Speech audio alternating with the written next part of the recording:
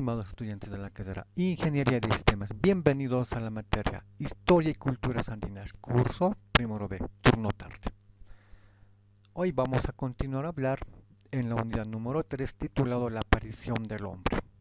En ese sentido vamos a rescatar y señalar el antecedente que tenemos acerca de esta segunda parte de esta unidad, y está relacionado con la evolución de la hominización, es decir, el hombre a lo largo de su historia, desde que apareció hasta nuestros tiempos, hasta este siglo XXI, ha evolucionado a partir de un conjunto de cambios que el planeta se fue mostrando y le fue condicionando a cada una de estas especies en el planeta.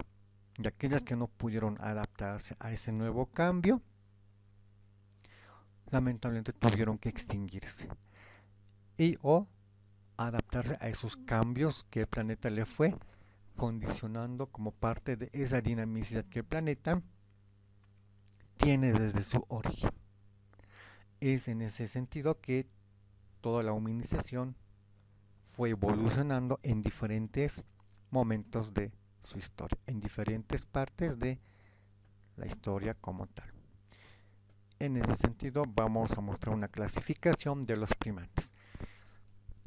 Es decir, se va a mostrar cómo el hombre, el chimpancé, el gorila, el orangután, el gibón y demás antropoideos a lo largo de la historia fueron marcando una cierta evolución, y los prosimios como los lemures, los loris y los tarseros van a mantener una igualdad a sus antecesores.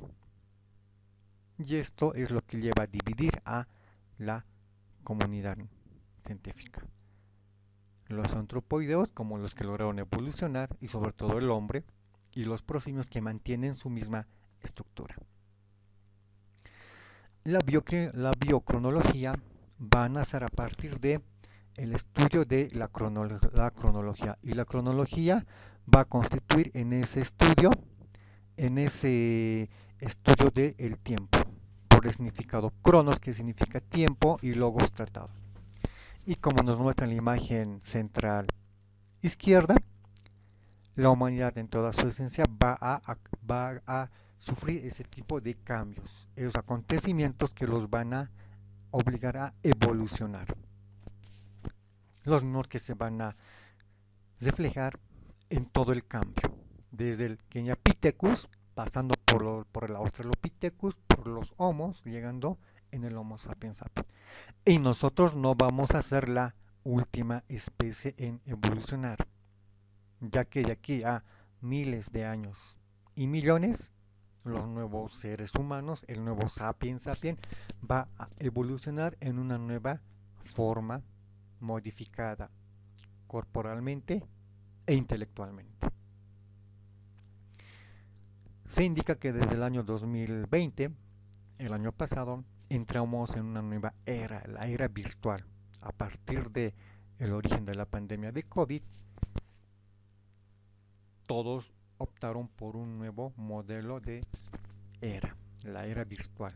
¿Por qué? Porque ahora se utiliza la tecnología como la red, la internet, para poder utilizar de manera eficiente el tema virtual. La enseñanza se hizo virtual, los negocios se hicieron mediante plataformas, mediante aplicaciones, y de esta manera el planeta nos está condicionando a ese cambio, a esa modificación. O aprendemos a manejar aplicaciones, plataformas y demás, o vamos a quedarnos en el pasado y vamos a perecer. La biocronología, esa combinación de la biología y el tiempo, como ciencia nos va a ayudar a establecer el origen de las cosas, así como lo hace la cronología, establece fechas, orden y sucesos en el pasado, en la mayoría históricos. La biocronología nos va a ayudar a establecer precisamente ese campo, ese mecanismo para lograr un fin. Y unido a los métodos de datación, van a tratar de ayudarnos a explicar cuál fue la evolución del hombre. Y un poco explicando esa parte, vamos a indicar qué método significa el procedimiento para llegar a un fin, es el camino. Y método es siempre ese camino que vamos a utilizarlo todos los días. Y lo utilizamos, como cuando queremos llegar a la UPEA. Muchos van a utilizar la avenida Juan Pablo II, otros van a utilizar avenidas alternas, como quiera que sea. Esos son métodos. El método puede ser la avenida Juan Pablo, puede ser la calle paralela, puede ser la carretera a Copacabana, puede ser la avenida 6 de marzo, siempre. Y si no hay un camino, un método para llegar a un fin, entonces tienes que construir uno mismo. Así como se construye un camino, una carretera, cada uno tiene que construir un fin. Cuando ustedes terminen la carrera, van a proponer hacer un proyecto de grado o una tesis para obtener el título a nivel de licenciatura como ingeniero en sistemas. Van a tener que crear, si no hay un método, su propio método, su propia herramienta. De igual manera, la biocronología va a diseñar su propio método para explicar el origen de las cosas. Y los métodos de datación también se utilizan para explicar el origen de algunos seres vivos, como a partir de los hallazgos de estos fósiles, y se van a someter a métodos de datación, y estos van a mostrar la fecha de su origen. También los métodos de datación sirven para explicar los eventos, los sucesos históricos, como la invasión del 17 de diciembre de 1941, cuando aeronaves japonesas atacaron el puerto y la flota de Pearl Harbor en el Océano Pacífico, donde muchas personas murieron, y históricamente marca ese evento, ese hecho. Entonces los métodos de datación tienen esa finalidad y también se ha utilizado para explicar la evolución de los homínidos. En el tema de los trilobitos, como lo dijimos en la clase pasada, en la anterior unidad, en un primer momento los arqueólogos descubrieron estos fósiles, y después de haberse sometido a métodos de datación, se han encontrado los años en los cuales estos habrían estado con vida en el fondo marino perteneciente a la era primaria o paleozoica. También los métodos de datación sirven para explicar los hechos, como las evoluciones, tal es el caso de la Revolución Francesa, entre otros. Entonces la biocronología sirve para explicar el origen de la especie humana, como el tema del el Ardipithecus ramidus, esta especie, del género hembra, quien fue descubierta hace mucho tiempo, y en 2009 se hace un conjunto de análisis y da a mostrar que esta especie fue parte de la evolución humana. Y al igual que ese descubrimiento, otra serie de descubrimientos también van a aportar a explicar cuál fue el origen de la evolución humana. Desde los Kenyapithecus, el Ramapithecus, el Silvapithecus, considerados como los primeros homínidos, hominoideos también, denominados por algunos. Estas primeras formas de vida van a representar el inicio de los primeros antecesores del hombre, de nuestros antepasados. Y como lo dijimos al inicio, el planeta no es estático, el planeta es dinámico, y esa dinamicidad se manifiesta a partir de los cambios en su superficie. Podemos ver reflejado en que acontecen eventos como terremotos, erupciones volcánicas, maremotos, sismos y otro tipo de fenómenos propios del planeta. Y esto genera cambios en el ambiente, cambios en el entorno, y esto obliga a todos los seres vivientes a adaptarse a esos cambios. Y si no pueden adaptarse a esos cambios, van a perecer, van a morir. Esto aconteció en la era primaria paleozoica, cuando aparecen los primeros animales en el océano, los primeros insectos, y el planeta sufre cambios. Y estos animales, ante estos cambios, no pudieron adaptarse y murieron. Y aparece una nueva era, la era secundaria o mesozoica, donde aparecen a dominar los grandes reptiles, como los dinosaurios. Y después de la caída de un asteroide, esto generó cambios en el planeta. Y como los dinosaurios, los que sobrevivieron, no pudieron adaptarse, perecieron. Y aparecieron los primeros animales placentados en lo que se denominó la era terciaria o cenozoica. Y después de ese nuevo cambio y dominio por estos animales placentados de sangre caliente, el planeta acontece otro cambio, el enfriamiento brusco de su temperatura. Su temperatura que va a descender a 0 grados, el hielo va a aparecer por todo el planeta y va a iniciarse la era de hielo. Y estos animales tampoco pudieron adaptarse y tuvieron que perecer, apareciendo nuevas especies como los mamuts, como los megaterios, juntamente al hombre. Entonces, como podemos ver, el planeta a lo largo de su historia va mostrando una serie de cambios en su entorno. Y esto obliga a todas las criaturas vivientes, a los seres vivos, a adaptarse a ese cambio. Y si no lo hacen, simplemente desaparece. Y el Australopithecus, los primeros homínidos, tuvieron que vivir ese cambio. Es así que después de la aparición del Kenyapithecus, Ramapithecus y el Silvapithecus, estos tuvieron que adaptarse a nuevos cambios y o evolucionar. Y después de estos apareció la familia de los Australopithecus. El Ramidus en un primer momento, y este con el paso de los millones de años tuvo que adaptarse. Apareció una nueva especie de Australopithecus, el Anamensis, que gradualmente fue evolucionando en otras, apareciendo como el Afarensis, el Africanus, el Gardi, el Aethiopicus, el Boisei, el Robustus y finalmente el Australopithecus sediba. Y este, por los constantes cambios que el planeta iba aconteciendo, tuvo que evolucionar en los primeros Homos. Y el primero en aparecer, denominado el Homo habilis. Homo habilis, ¿por qué? Porque este Homo se caracterizaba de los Australopithecus por ser creativo, por utilizar a la piedra como herramienta principal y poder construir herramientas que le permitieron cazar o defenderse. Y esta a su vez va a evolucionar en el Homo rudolfensis y este en el Homo ergaster. Y esto no va a terminar ahí, va a evolucionar el Homo erectus.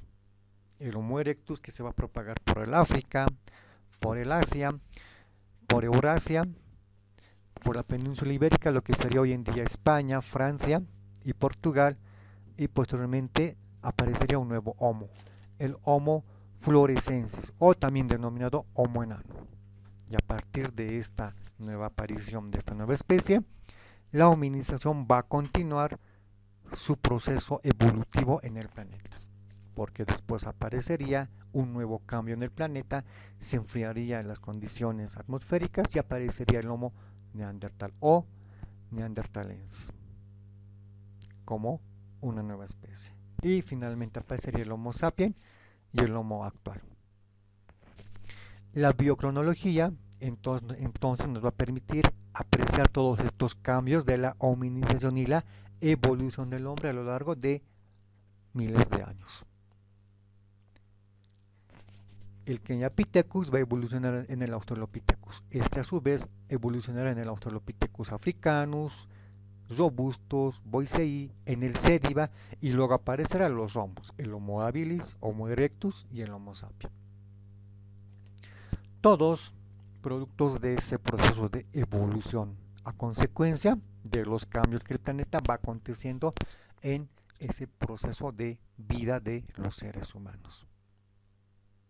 Si el planeta nunca cambiara, así como en nuestro calendario, si todo el año fuera primavera, entonces todo el año estaríamos con prendas delgadas ante el incremento de temperatura. O por el contrario, si todo el año fuera invierno con bajas temperaturas, entonces todo el año estaríamos andando abrigados con prendas que nos protejan de las bajas temperaturas. De igual manera que en un año vemos el acontecer de diferentes estaciones, entonces de igual manera el planeta acontece esos cambios bruscos que se presentan en su entorno. Para hacerlo para hacer un ejemplo más simple y más sencillo.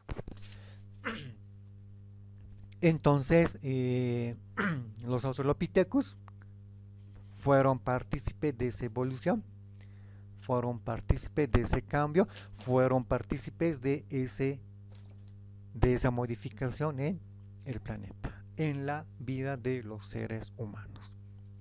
El Ramidus, que ha evolucionado en el Anamensis, y este se vio obligado a evolucionar en otra versión más moderna, y sucesivamente van apareciendo nuevos Australopithecus, Afarensis, Africanus, Gardis, en diferentes periodos de tiempo.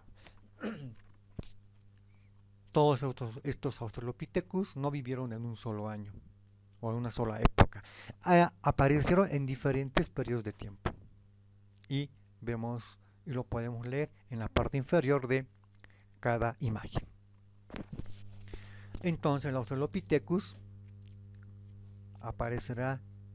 generará nuevas versiones, como el Aethiopicus, el Boisei, el Robustus, cada uno apto a su momento, a su entorno, y esto les ha permitido seguir con vida. Obviamente, si bien todos son parecidos, pertenecen a la misma familia, pero a diferentes periodos de tiempo. Y finalmente aparecería el Australopithecus sediba, de quien evolucionarían los primeros homos, como el Homo habilis, que se va a caracterizar por la utilización de la piedra como herramienta básica, herramienta para construir, elementos que le permitan cazar, como lo fue el caso de los Clovis, que utilizaron la piedra para construir puntas de lanza, al igual que la cultura Folsom, o el Homo habilis habría utilizado la piedra para defenderse de los animales que constantemente los acechaban, como los dientes de sable y otro tipo de animales que constantemente lo amenazaban y amenazaba su integridad y su vida. Por lo tanto, el Homo habilis se caracteriza por eso, por ser habilidoso, como lo dice su nombre, creativo.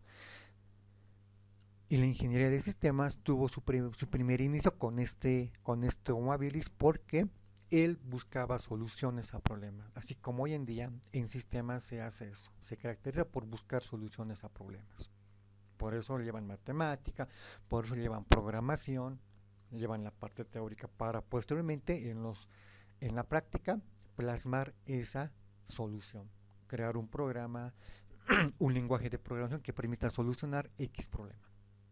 Y el Homo habilis va a evolucionar en el Homo rudolfensis, en el Homo ergaster, y aparecerá luego el Homo erectus, quien se propagará por el África, por Asia, por Eurasia, demostrando un cambio a partir de la utilización del fuego. Después de conocer de sus propiedades, de sus bondades, de sus ventajas y desventajas, el Homo erectus va a utilizar el fuego como un mecanismo para poder defenderse y para poder cambiar su entorno. Ahora, ¿cómo habrá descubierto los beneficios del fuego? Bueno, se habrá quemado la mano, habrá visto una llama en un arbusto seco, en una planta seca, en un tallo seco, y por curioso tal vez quiso agarrar el fuego y simplemente logró quemarse el dedo de la mano, y habría comprendido por el dolor que le generó que ese elemento le podría servir para defenderse de algunos animales, para espantarlos, para asustarlos, como también para preparar la cocción de sus alimentos. No olvidemos que antes de que el hombre descubra el fuego, simplemente se alimentaba de carne cruda, pero ya con el fuego fue cambiando su alimentación. Y el Homo erectus, que también llegó a difundirse, a expandirse por la península ibérica, España, Francia, Portugal, fue evolucionando en el Homo fluorescensis o florescensis, denominado Homo enano, con 1 metro o 90 centímetros de estatura. El Homo fluorescensis, también tuvo que evolucionar en otra especie, también tuvo que aparecer una modificación en otra especie porque el planeta así lo condicionó. ¿Por qué? Porque presentó cambios en su entorno. Porque después de el Homo florescensis, el planeta experimentó cambios en su entorno. Apareció la era de hielo, llegó una época glaciar y todo se congeló. Y como este Homo estaba acostumbrado a temperaturas adecuadas para él, calor en abundancia, no pudo adaptarse a ese frío, a esa nieve por doquier, y en su mayoría tuvo que adaptarse a sobrevivir hasta perecer en su totalidad. Y los que sobrevivieron evolucionaron en el Homo neandertal.